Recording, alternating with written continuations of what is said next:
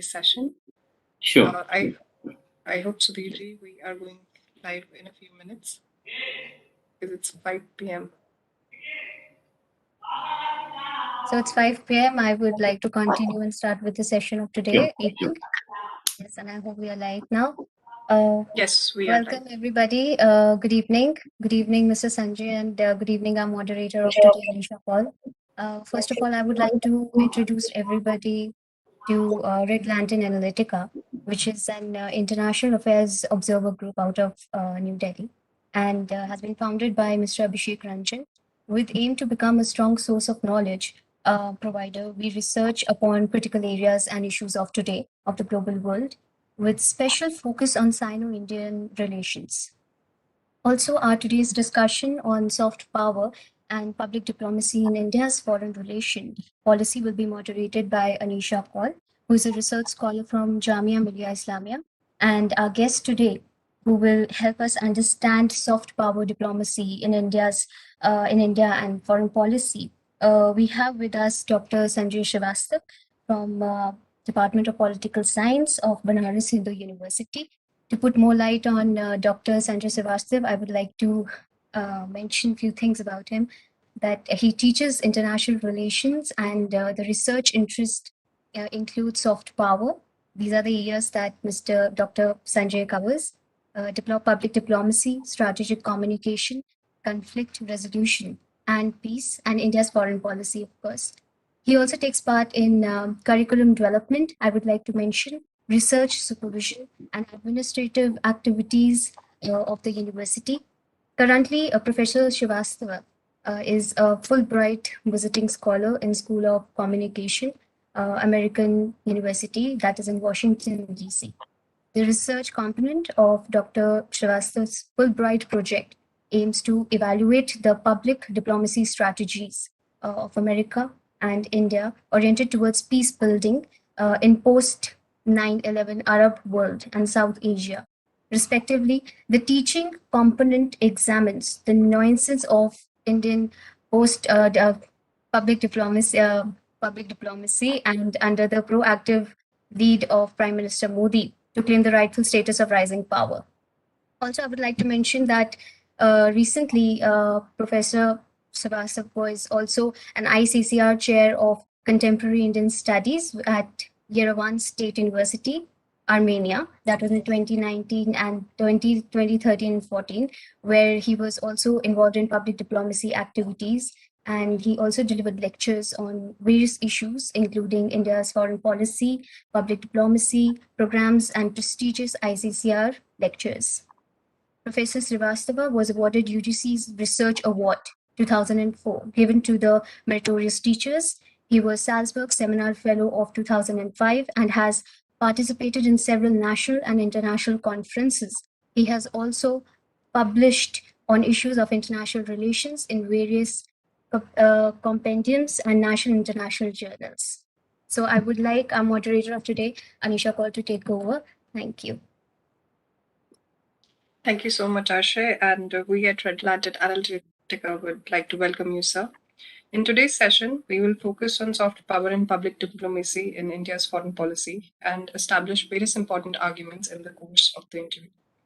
To begin with, all of us present here in this meeting are well aware of the expansionist ideology which the CCP-led China has been foregrounding for years now.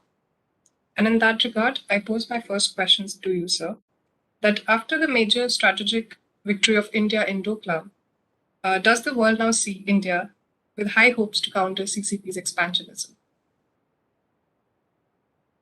First of all, my sincere thanks to Red Lantern Analytica for giving me this opportunity to speak to the listeners here. I'm also thankful to Dr. Anisha for coordinating and Dr. Arshay for giving such a generous introduction of mine. Am I audible? You're getting what I'm saying? Perfectly audible. Sure. So, when we look at Indian foreign policy in recent years, say last 7 years,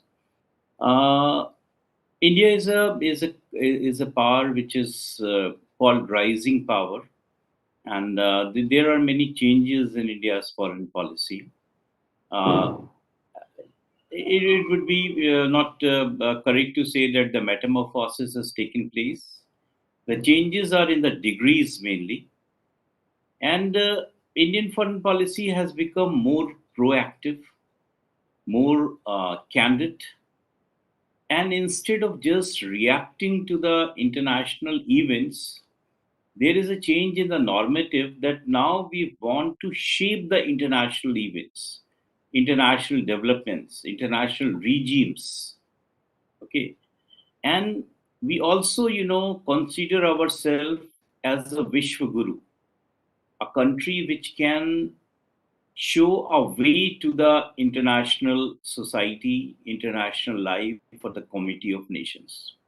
So in that way, India in last 7 years have taken a new path, in its foreign policy, in its external relations, and that is with a very positive approach to help the international society, international life to become more comfortable, uh, more, I mean, more like for its welfare.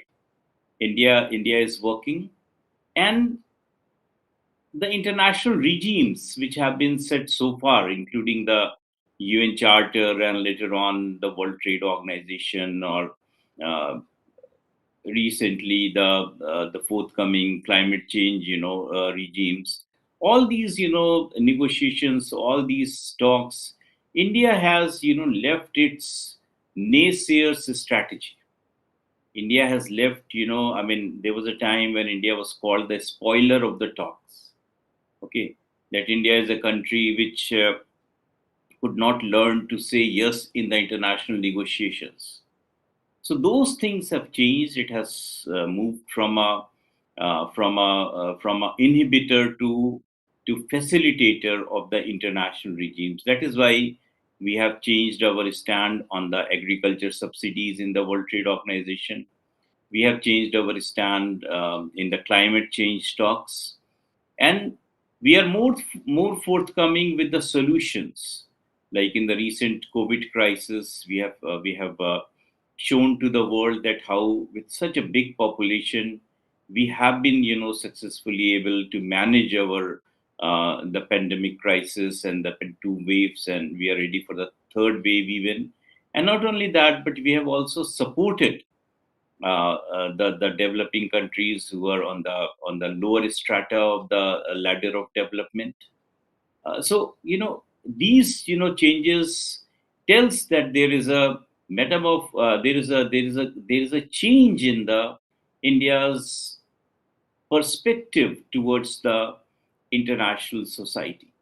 So now we want to play a more active role, uh, and a role which, shapes, more. So in that way, even without Doklam was something which was very remarkable, that Indian forces were in on the Chinese territory for over 2 months, and even at this point of time, even United States cannot think of sending its troops to Chinese soil. So Indian troops remained there for nearly 70 days. So it was something, a very very big thing that was happening, not only in South Asia, but as far as the international politics is concerned. And still, you see, if you recall the media reporting at that point of time, you will find that the international, society was not supporting China; it was supporting India, although India were there on the Chinese land. Okay, so that, I mean, it shows, if you look at India's rise and China's rise, you will find that people see India's rise with a smile, while they see China's rise with a suspicion that what China is going to do with the amassment of weapons, or having a very robust economy which is growing and growing. So, so it shows that we have, many positive things, many plus points, many good things with us, which which is a natural, rallying point for many of the countries who are now looking towards India. It's not only the developing countries, but the developed countries as well. And the major powers, they are also looking towards India, that yes, with a good economy, with a good demography, with good advancement in the science and technology, with uncheckered democracy, we can, provide leadership to the international society. And China's expansionism as well. You asked a very genuine question, that yes, international society is looking towards India, uh, that India is a country which can, which can stop China's expansionism or can check China's expansionism. And we have shown this, we have done this. Even former American President Trump has had also accepted this thing, that China troubled many of its neighbors, but it was India which gave a befitting reply to China. But here the question is that what India should do, whatever we do basically in international relations, that has to somehow do, is more related to our national interest. Okay, so when we feel that China's expansionism is on our, is hurting straight away India's interest, that they are encroaching our borders, or through the BRI they are trying to encircle India and such kind of thing. So then India, needs to India is making counter strategies. But if you think that India will just have a war with China, or India should militarily confront China, even if it is not encroaching Indian land or not hurting India, I think that will not be a good idea, because we are not the global policeman, or we don't have this task of controlling China's expansionism if it doesn't hurt us. So if it hurts to other countries, then it is also their responsibility and their moral duty, as well as their national interest, to make a combination, make a alliance, and try to fight out China. Should not be only the burden on India to fight China. Yes, India is playing its part, doing its role. That wherever India find that yes, China is expanding and encroaching on India's sovereignty or India's interest, that yes, India is giving its reply, and it's not only on the borders on itself. Rather, otherwise also there are, in the different continents, different countries, wherever there is a chase for the competition for the contracts, the infrastructural development contract. Then there is, of course, Chinese multinationals are given tough competition by the Indian companies, and in that way, both are trying to increase their influence. And often, sometime India gets the deal, and sometimes China gets the deal. But yes, they are more robust in terms of economics, and in terms of military investment. But yes, we do have our plus points, and we are trying to strengthen ourselves on those plus points. Yeah, thank you so much, sir, for that elaborate discussion, and definitely very well taken points. And we too are preempting that India will play a major role in limiting and crushing this expansionist drive that the communist regime is run by. Moreover, as an observers group, we have multiple times voiced the humanitarian crisis that the Communist Party of China is partaking in, with the world already witnessing immense human right abuse by CCP against the Uyghur Muslims in Xinjiang province. The question then is, will the people of Gilgit Baltistan also be subjected to a similar fate due to the CPEC project? Yes. CPEC is a project that incubates in two countries, Pakistan and China. Uh, One, Pakistan, where the democracy has never been a successful project, and in China, which is an authoritarian state. And in both the states, the human rights situation has always been very, very poor and very bad, and especially in China. So we cannot, expect that China's, CPEC project, is going in any way to protect. I mean, to do good for the human rights. Rather, the human rights conditions in this Baltistan and Gilgit will be worse than what they are actually. And though they do not come directly to the Chinese territory, then China is not much worried about them. But it is for the Pakistan to see, and also for the India, because India consider its this Pakistan occupied Kashmir as its part, integral part. So that is why we are also worried about it, that through this CPEC, maybe that the human rights of the people of Baltistan and Gilgit will be affected. And also that China, through this CPEC, wants to engage India in a two-pronged, strategy, where from both the sides of the Jammu and Kashmir, its forces can work, against India in case of any future conflict.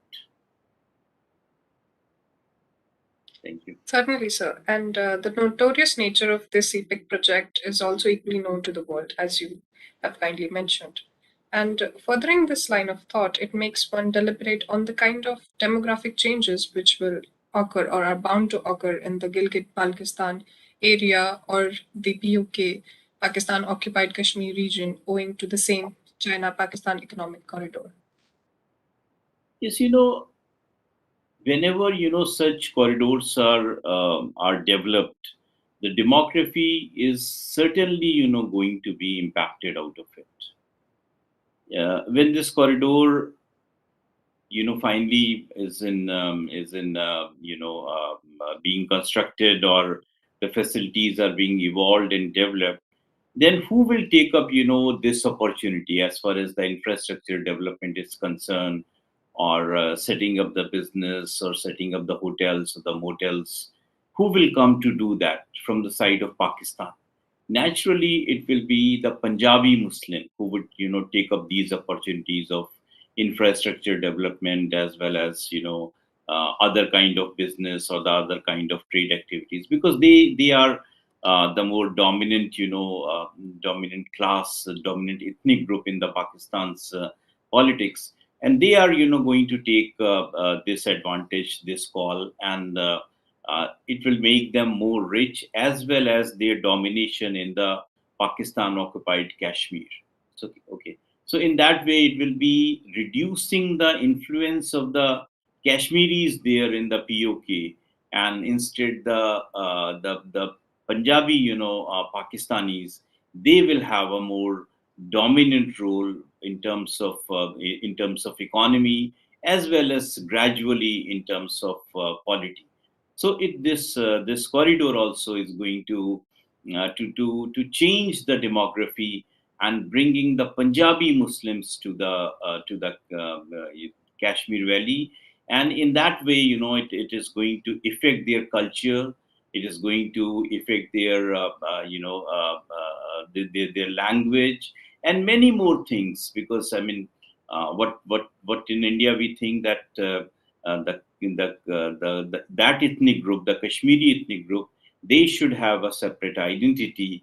And if the Punjabi Muslims come there because of the this CPEC, then it will be their identity, the Kashmiri's identity, that is going to be compromised there. So it will have an impact, and actually it could be a sincere design on part of the Pakistan also to marginalize the Kashmiris in the Pak occupied Kashmir, so that in future, if there is any movement for liberation of Pakistan occupied Kashmir or such kind of thing, then the Punjabi Muslims, who are the dominant political group in Pakistan, and they also did a lot of bad things in eastern Pakistan, now Bangladesh, by suppressing the Bengali Muslims. So the same kind of role I would think that at a stretch the Punjabi Muslims would like to do in the Pakistan occupied Kashmir, that could develop out of this corridor being made. Thank you. Absolutely, sir. And these implications that you have foresighted, maybe these are the steps that this project will also lead to and will be problematic for many people and communities, as you said.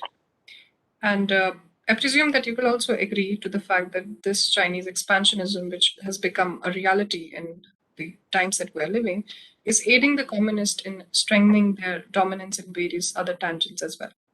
In that regard, what are your views on China's dominance on global supply and how CCP is utilizing its position in the global supply chain to further its expansionist agenda?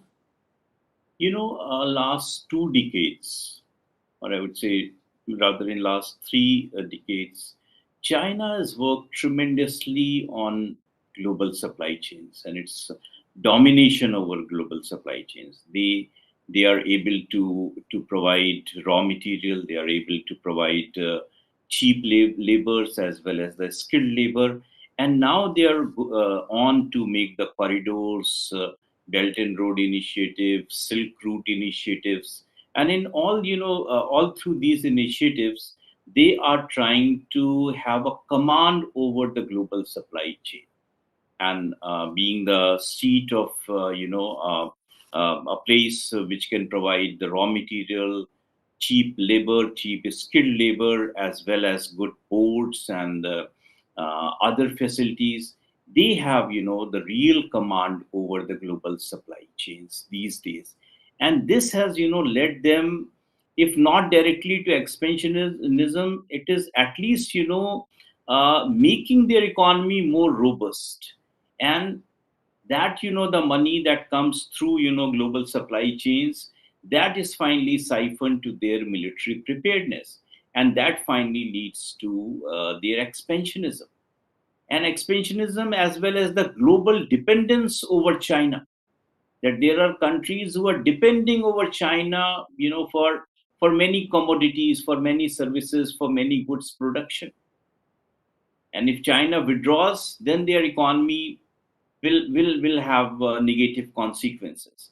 So their dependence on China as well has increased, and because of the Chinese economy getting mightier and mightier day by day, that helps China to leverage its influence, to have its influence, that it gets that influential leeway all through the world wherever it goes.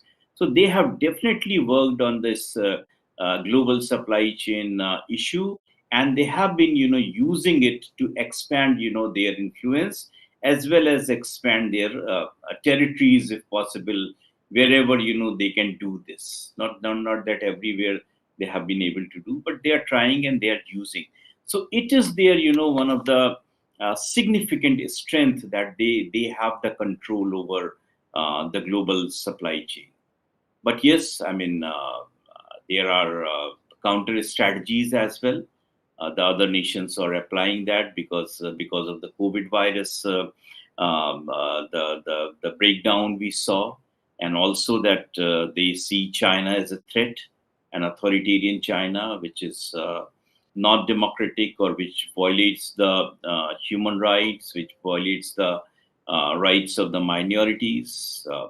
A very country which is brute and which does not recognize the cherished principles of liberty, freedom, rights, individual rights, democracy. So there is a sort of uh, sort of a repellent perspective also that exists vis-a-vis China. Definitely, sir. And they might fancy to call themselves as a democracy, but the world knows that they are not. And the kind of cheap labor that they are supplying from these forced concentration camps, as far as the information is trickling out of China, everyone is becoming more and more aware of that kind of situation as well. So, because the issue at hand is so pressing and very significant, as a follow up to the earlier question, I would like to ask you to enlighten us a bit about the Supply Chain Resilience Initiative as well. Yes, it's a good question. You know,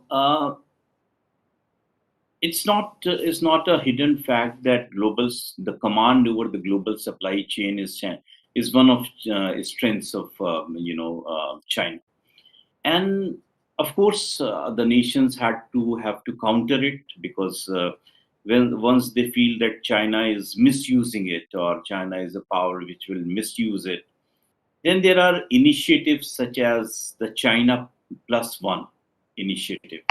That is, that all the major countries are, just in order to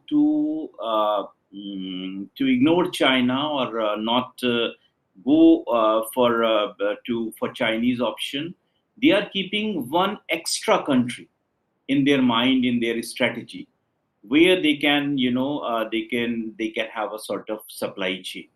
Okay, the link of the supply chain. And there are many industries that include pharmaceuticals, medical devices, semiconductors, automotive, aerospace, textiles, chemicals, and other, things, where the major countries of Europe, America, even Russia, they are not relying on China, but they have keeping, besides China, one more destination in their strategy, in their mind, so that they are not solely dependent on China, and China is not it doesn't monopolize their supply source, and in that way China will not be able to have a sort of say over their foreign policy. For example, there are countries like Taiwan, which are ready to provide that source of that supplies to the international community. Vietnam is also there. It can be a good destination. The Thailand is also there. There are countries like Japan, India, UK, Russia, and many countries in Europe, which are, instead of simply relying on China, they are also searching, and they have also found out other sources from where they can ensure their supply. And China has many as a global supplier, has many advantages, that it can give things in the on cheaper rates. But international community also feels that if you give things on the cheaper rate, then there are many social clauses attached to it. No one knows that what kind of whether the child labor is involved in China in producing things or not. Maybe that minorities are kept in such kind of torture camps, and they are being asked to produce the goods, and many more things. So the social clauses are also are also the factor, and that is why there is China Plus One policy. Most of the countries have adopted, and most of the major countries have adopted, I would say. And that is going to gradually decrease China's command over the global supply chains. But China's BRI project, then this their CPEC kind of things, or the Silk Route kind of project, that is definitely going to give China the mobility with the supply chain. That not only that China is providing the supply, but it can also move the supply to the desired destinations. Certainly, sir. And in order to attack or counter the kind of policies that China is bringing out, one has to, as you rightly pointed out, look out for alternatives. And I suppose that in the Indo Pacific, India too could be a very active participant in providing that ground to Yes. have other kind of initiatives and alternatives being provided to the world community at large. Actually, if you look at India, besides America, India is the only, India and Russia are the two important countries which have challenged Chinese hegemony as far as the supply chains are concerned. And India is especially, because it can also provide a cheap labor, a cheap skilled labor, as well as the raw material. as well as its good ports and its good experience in the information and the communication technology. And as well as, the supply chain doesn't, relate to commodities only, goods only. It also relates to services. And if you call China as workshop of the world, you call China as the back office of the world, India as back office of the world. Because with the help of information technology, most of the major companies have the back offices in India. So it is also a way of countering, Chinese influence as far as the global supply chain is concerned. So India has been, doing this, and I think in future also India would be a great destination, especially of the democratic countries, when they feel that it is time to stop China, to inhibit China. And the one way could be that they come and they invest in India, and gradually India has that command over the global supply chain, which China is having right away. Very well said, sir. And definitely, the kind of initiatives and policies that the Indian government is also bringing forth will also aid in that project. Like the Atmanirbhar Bharat, I guess that will be proving as a spine to this kind of initiative that we would move forward towards. And with that, we move on to the next question. And sometimes people who are uninitiated into discourse, they tend to incorrectly equate the communist regime, which is oppressing the Chinese people, with the Chinese themselves. And we know that, however, that is not the case. And India and China have had a connection with the Chinese. I mean, that has been a long lasting connection.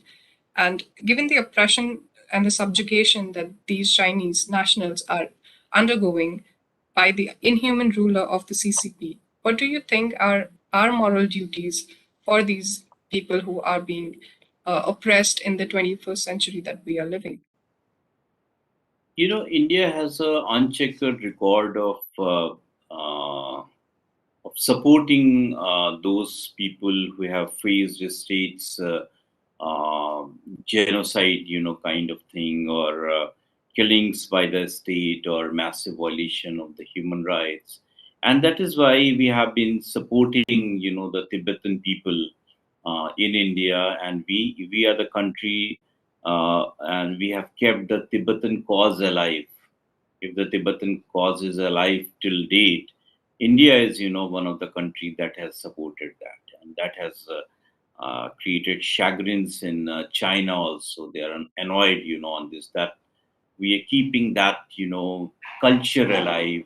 We are helping Tibetans to keep their culture, their civilization, their tradition, their philosophy, their education system, their intellectual tradition alive. And all these things, though they are not having an independent territory right away, but if these things are alive, God willing, maybe in future they are going to have to reclaim their territory back from China. And you see that avoiding China's, and despite China's this annoyance, we have given this exiled government of Tibet operate from Dharmshala in Himachal Pradesh. We have the residence of Dalai Lama is a regular resident here, and from here they pass out instructions to the Tibetan people who are spread all across the world. And not only this, we have allowed Tibetan students to come and study in India. There are many the Tibetan people who reside in India. Okay, and we have kept their education. We have one in Banaras itself. We have one Institute of Tibetan Higher Institute of Tibetan Studies, that is a deemed university in Sarnath in Banaras, and that is one of the institution that is furthering the cause of Tibet, the research on Tibet, their language, their literature, their philosophy, their culture, their civilization. So in that way, we have been able to help the Tibetan people to keep their cause alive. It may not have a very decisive impact on China, but yes, it is keeping a cause alive, which can take momentum, which can get the catalyst of the time, sometime in future, and maybe it is a big and successful movement, and they can reclaim, redeem their pledge over their territory. So that is one thing. And as far as the other human rights coalitions are concerned, until there is a genocide, I mean, if a genocide takes place, then the responsibility to protect is there. But China being in the Security Council, I think it will not be very easy to get a resolution passed, against them. So they will be out of the Security Council if the issues related to them is being discussed. But yes, they are the major power which we no one can ignore in the international community. But despite that, India taking this much of courage, this much of and adventurism, when even regimes of the American presidents, they couldn't poke China, they could not trouble China recently, I mean, except President Trump, who spoke openly against China, and especially when the COVID pandemic was on. You will not find now the Biden administration is also criticizing China. You will not find very easily the American presidents speaking against China. They were holding them as their friend, or as their partner in the international relations. But India was one of the country which has always taken the cudgels against China. So that is there that whenever we feel that the cause of Tibetan people need our support, we are always there. And I think that is the best way right now, because that is a glaring example that where we can corner China, that you have snatched that territory, you have illegally occupied that territory, and you are against the democracy, you are against the right to self determination, you have denied the right to self determination to the people of Tibet. So there all that is the point where Chinese will not find it very easy to give a rejoinder or a protective argument. So if we are able to build our policy that we have been doing, and not straight away, here the good thing is that we are damaging China without straight away coming in confrontation with them. What we are doing, that we are supporting a group of people who claim, who regard China as their China is a sinner. Okay, they consider China as a sinner which has violated their human rights, taken away their land, taken away their motherland, and deprived them of their motherland.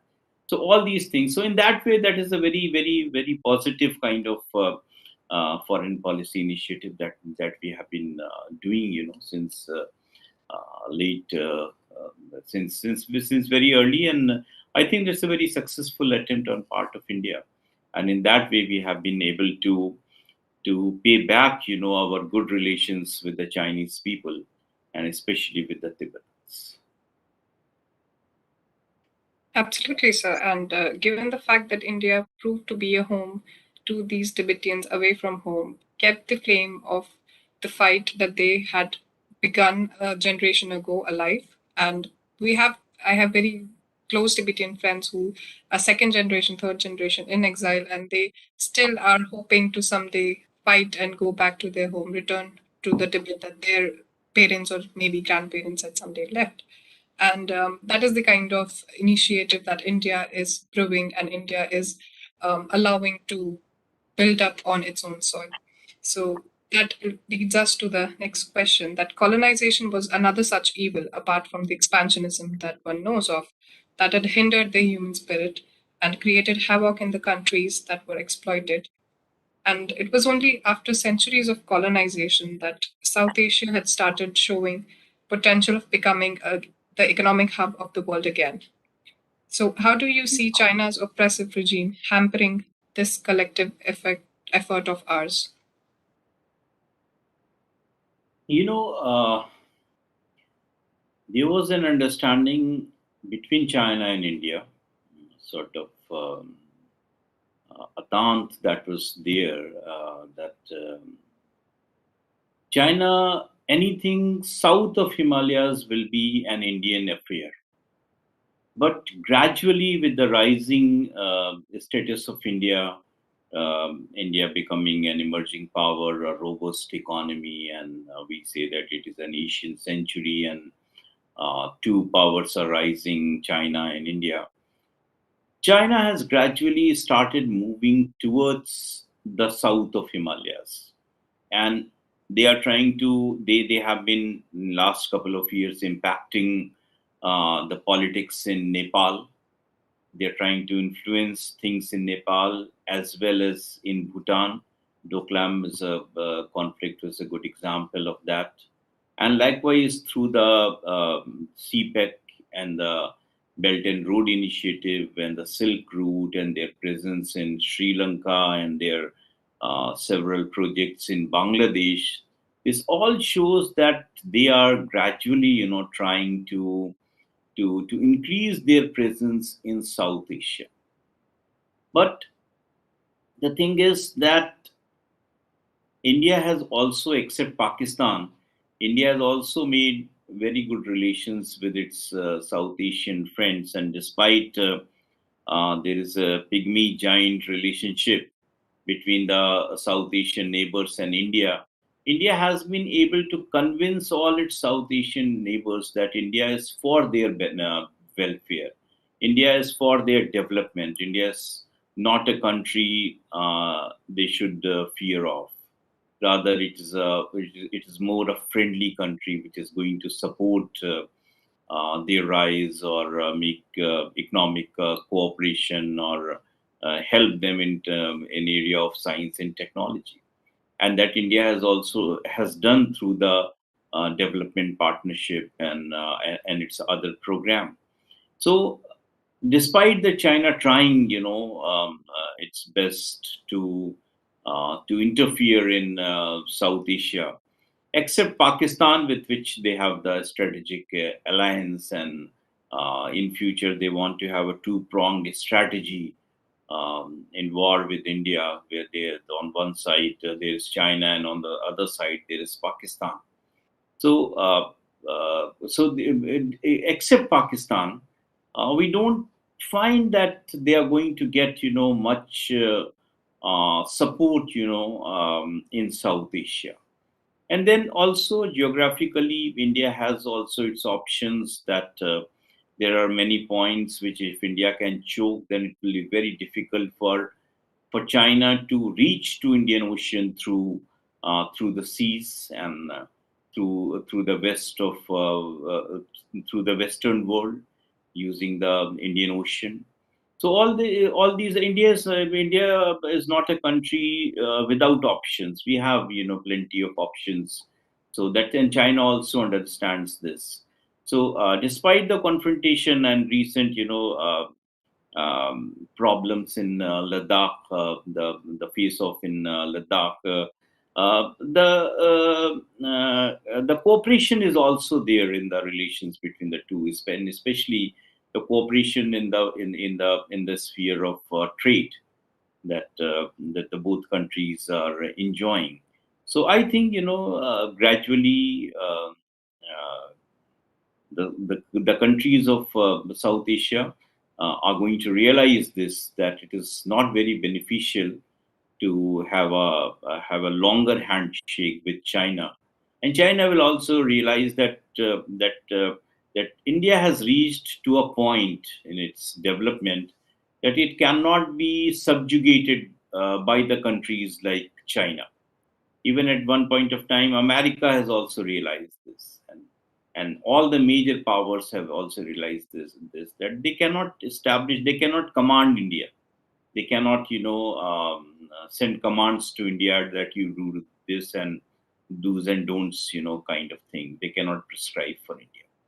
So China also, they have already realized, and in the years to come, they will also realize. So they will stop doing, these kind of encircling activities.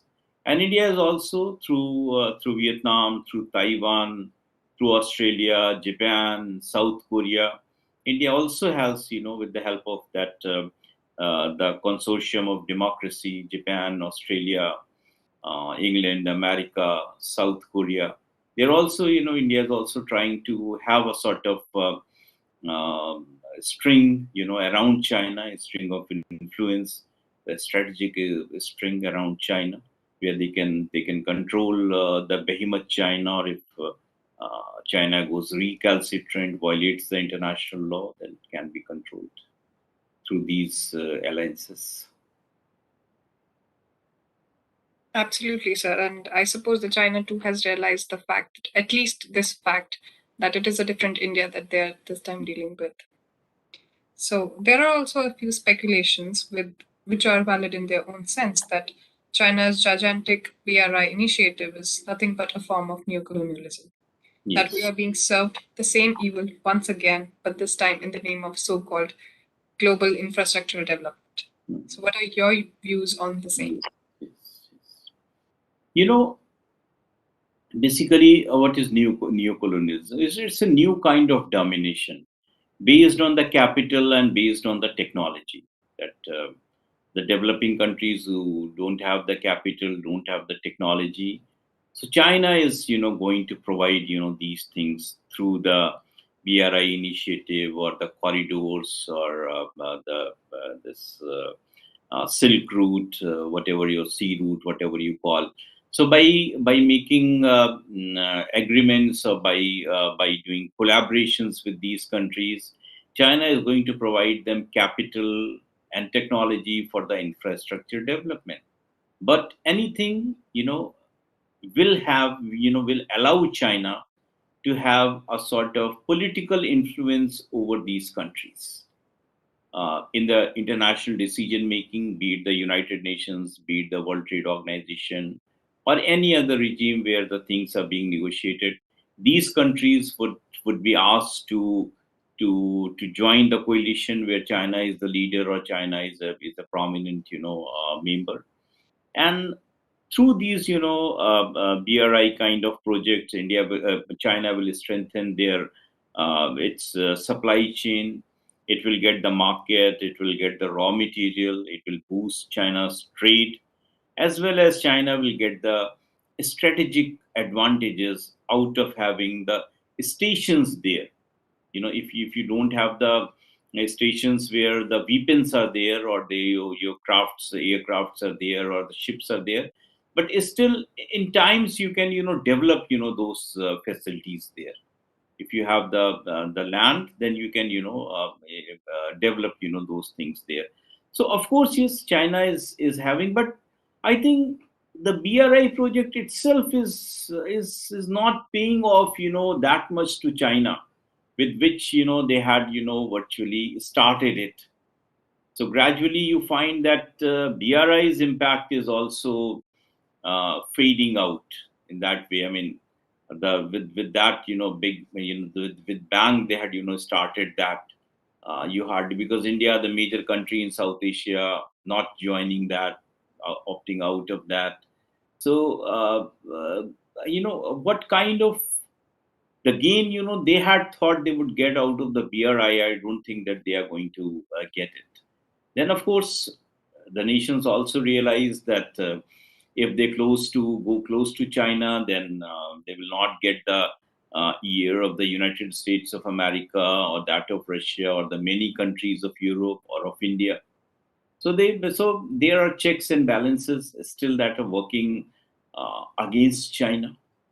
But yes, their advantage, I mean, a slick way is that they have the authoritarian regime, which can take swift decisions, which can, because they don't have to care the public opinion, they don't have to care the welfare of the people. They can dictate their terms. They can turn a village into a big uh, big modern township overnight. This kind of strength they have, but also they have the discontents within the society. People connected on internet with the rest of the world. Large number of Chinese people going to America for studies, going to Europe for studies. They realize that what the freedom is, what the liberty is. So the discontent is there, and within the Communist Party of China, a lot of corruption is there.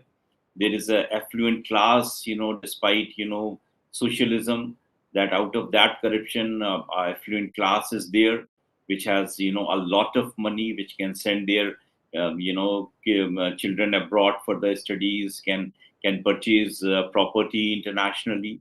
So all these things, the discontent is also gradually rising in China. As they get educated, as they get aware of their right.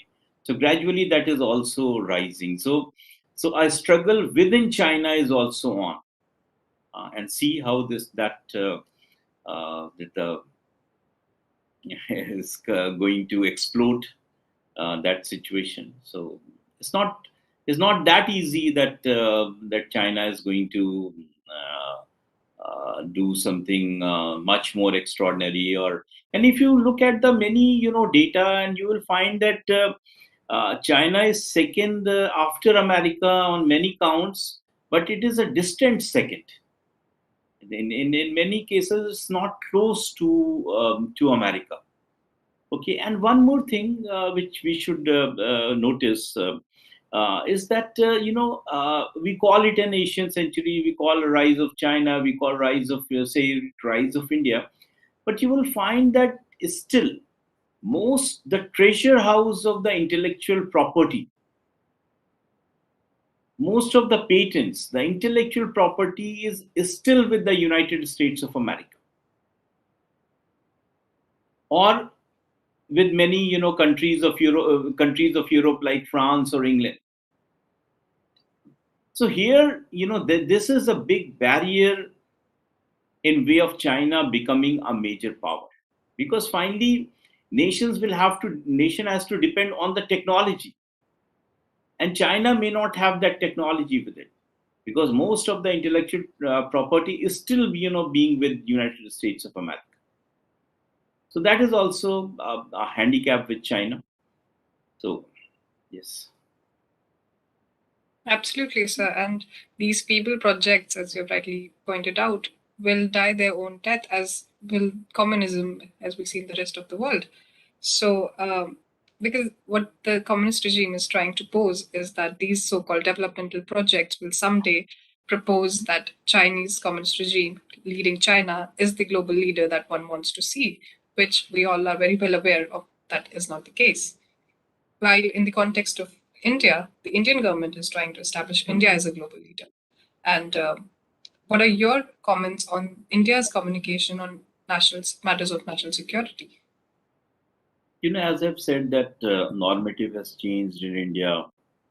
We are now trying more to shape the international developments, international issues, international regimes, and likewise we are also very sensitive about our national security issues.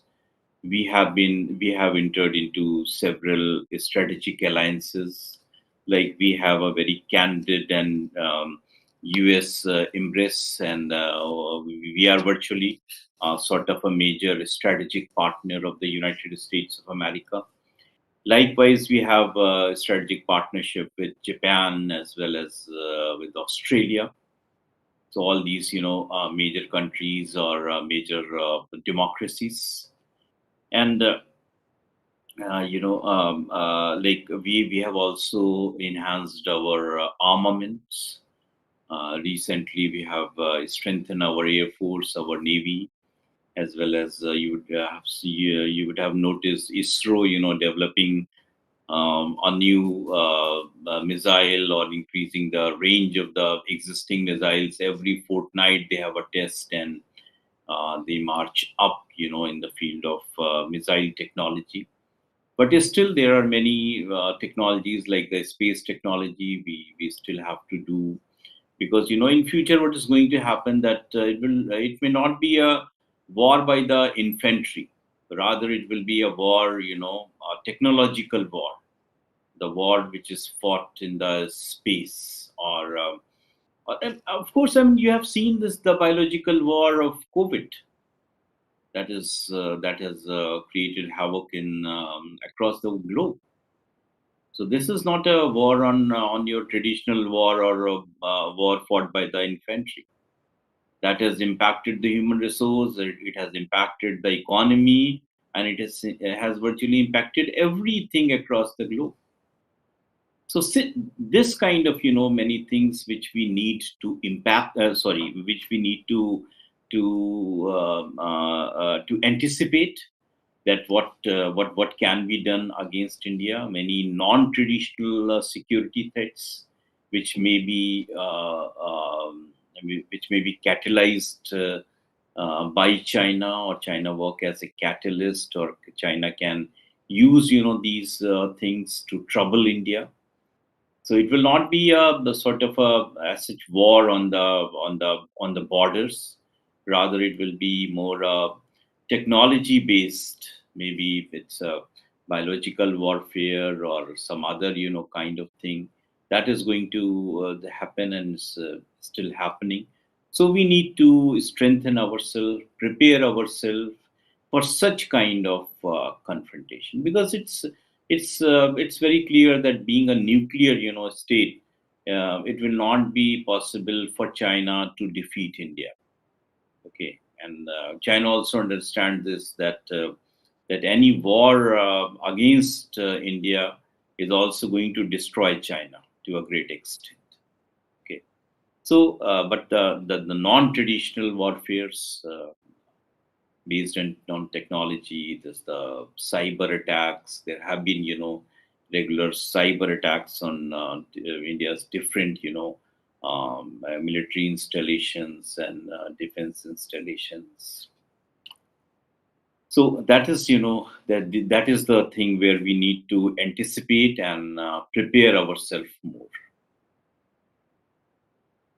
Absolutely, sir. And the kind of non conventional warfare that China has led the world into, COVID 19 is one of the major examples that we have at hand. We are still facing from whatever consequences that they began with. And the Wuhan lab uh, initiatives or the projects that they had leaked from that particular place, we are facing in present time the consequences of the same thing. And there have been various reports which are proving, even yesterday I read a report which said that it is most likely being said that the Wuhan lab was the major originator of the COVID 19 virus. And with that being proved, there is no other um, it's just a matter of time that the world it will come together to acknowledge the fact that it was the Chinese communist regime that fathered the COVID 19 pandemic. And one, as you rightly pointed out, one has to be very well be prepared and preempt what other biological or biochemical warfare the communist regime might just unfold onto the world at large.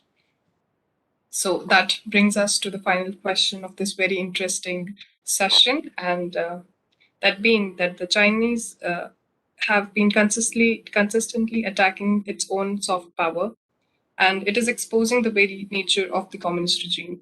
Because countries like the US, as we know, have always appreciated and given adequate space to the same.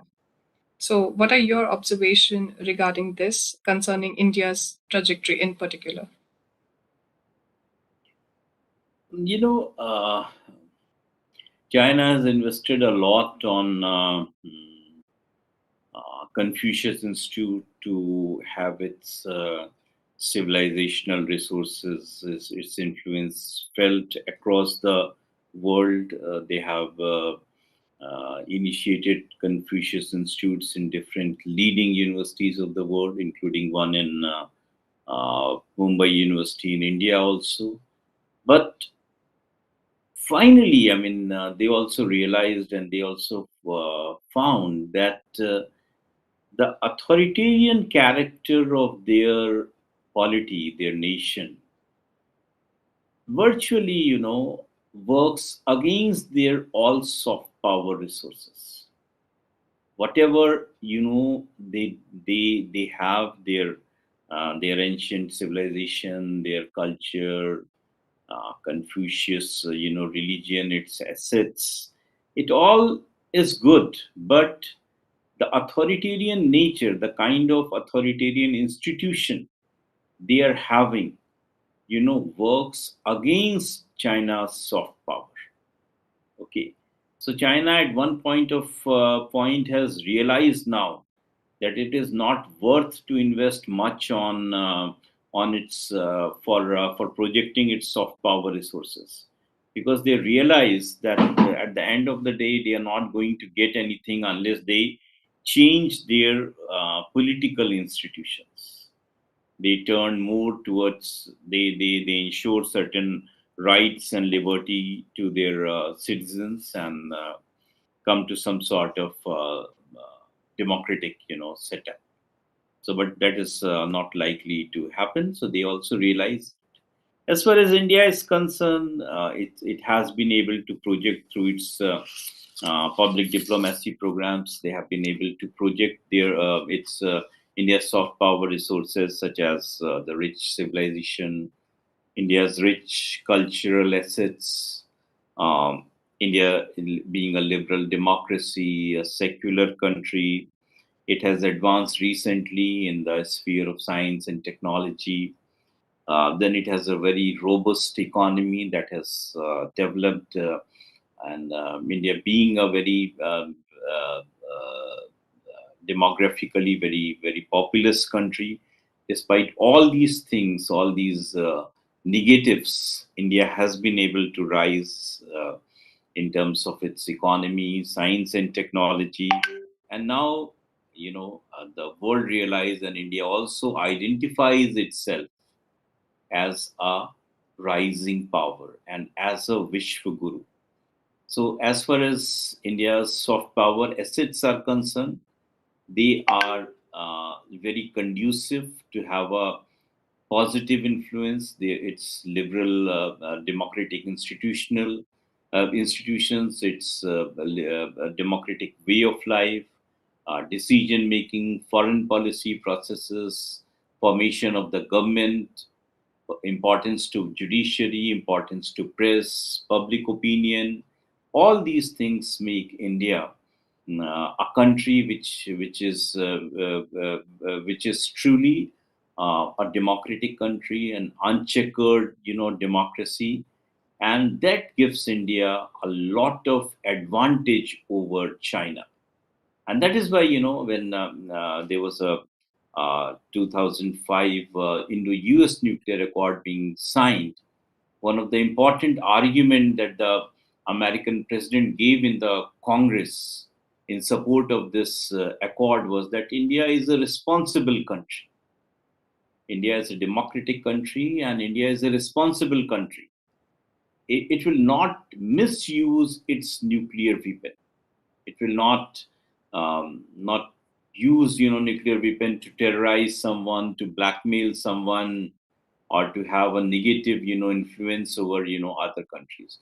So the international community regards India as a responsible country, while they regard China as an expansionist country. China, a country which has troubled its neighbors, be it in the South China Sea or be it south of the Himalayas. Okay.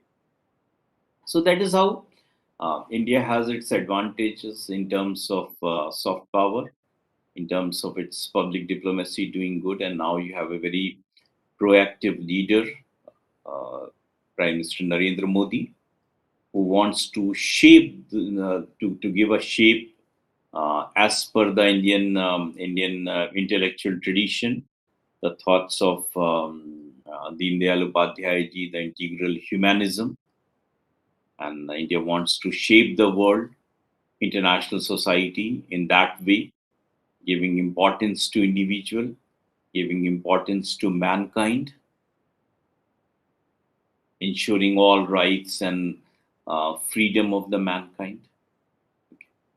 So in this way, Indian foreign policy has changed, and I think in years to come, India's reputation as a major power will be strengthened, and the international community will recognize more and more and would rely on India to show ways to the international life, international community to solve its problems, to get out of its trouble, and make this world still better. Thank you. Absolutely, sir. And regarding the communist regime, I'll just say one thing, that the communism will prove to be the modern day Bhasmasur that the Chinese communist regime will have, and the hegemonic and authoritarian regime that they have, they are just going to kill the Chinese ethos if it still somehow is existing. And if they do not change their ways, they can no longer call themselves the democracy that they fancifully call themselves. And that brings us to the end of this very interesting interview. Thank you so much, sir, for your observations and the wonderful explanations that you shared with us. It was my privilege and great talking to you.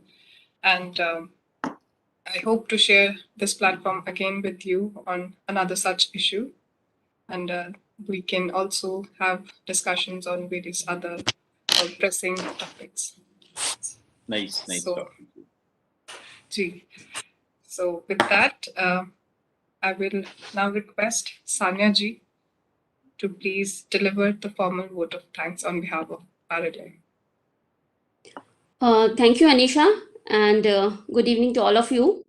On the behalf of Red Lantern Analytica, I, Sania Jamal, would like to express my heartiest gratitude to Professor Sanjay Srivastav, who had spared his valuable and precious time for enriching us about the future of the diplomacy and soft power in India. Sorry, there is a power cut. So I once again thanks all of you who are present over here and who had made this session more vibrant and successful. And I once again thank Professor Sanjay sir for giving us so insightful and knowledgeable brainstorming ideas to us. Thank you, sir. Jai Hind. Thank you so much, Sanya ji. And definitely, it was such a wonderful experience sharing the platform with you, sir. And I would also like to thank all the team that came together to put forth this session. And finally, thank you everyone for becoming a part of this session. And it was great sharing this platform with every one of you. And I hope that we can continue to do the same in near future as well. Thank you so much. Have a good day. And with your permission, sir, I'd like to close this session and sign off for the day.